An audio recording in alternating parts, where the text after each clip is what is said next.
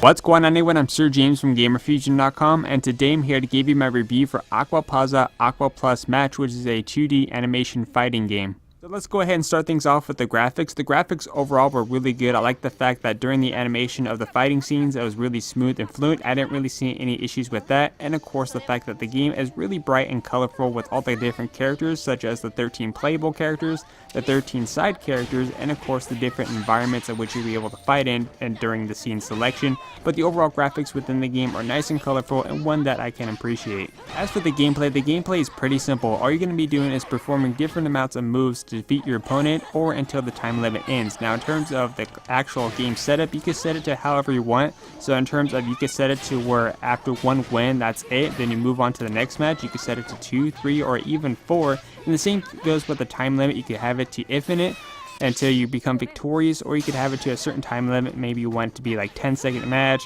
15-second, or just a minute for the overall match to go, but you can set it to however you want. Now in terms of this game in general, since I have played a few fighting games myself and a variety of different franchises, to me this one feels, I don't know, it feels like it doesn't have enough actual fighting in it. I mean, in terms of like the combination button props, I mean, there's no like, okay, grabbing the character, throwing them across the screen. In terms of providing combo moves, each character has basically just one type of combo move attack, which you can spam over and over again to become victorious. But this move, I don't know, this game seems just honestly lacks the amount of combinations that you could do within it. And half the time I felt like I was just pressing the same button prompt over and over again until I was victorious.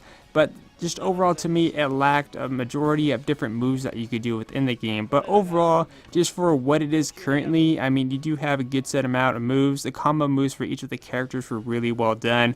But just, you know, that's what the gameplay was lacking. It's just a variety of moves. I mean, if they took reference from like, I don't know, Soul Calibur or Tekken or even Street Fighter, and then have it with these specific characters for this game, then I think the game could have been a whole lot better, but it just lacks different amounts of combinations to perform. But the overall gameplay is really simple and easy. All you have to do is just pretty much press one button to become victorious, except for the very last boss fight, which is really challenging.